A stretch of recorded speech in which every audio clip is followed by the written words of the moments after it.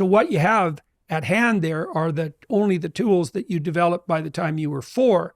Now, then you might encounter a situation where that's reminiscent of that. So, for example, someone might say, I had a problem with my boss. I have a recurring problem with my boss. And so you listen to him, he says, that reminds me exactly of what my father did when in this situation when I was a kid.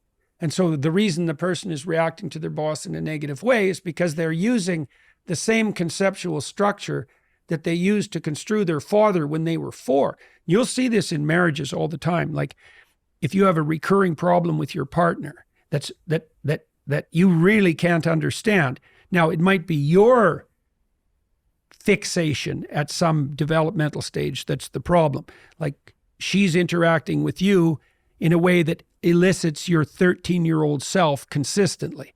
But she also might be reacting to you in a way that elicits her 13-year-old self. And so then, but if you listen to her, she'll get to that. And then she'll tell you the story. And then sometimes she'll be able to figure out what to do about that herself, or sometimes you'll have to discuss it. But it almost always results in tears. Almost always. And I think the reason for that is that what happens is when people break down in tears. So children cry quite often. And they cry when they encounter an impediment that they can't surmount. And I think what tears do is dissolve you to the state of neurological plasticity that characterizes early childhood so that you can learn.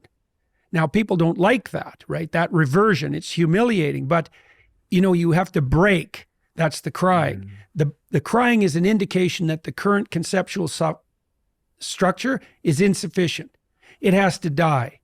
And then the tears come, right? And then now you're prepared neurologically to learn something new.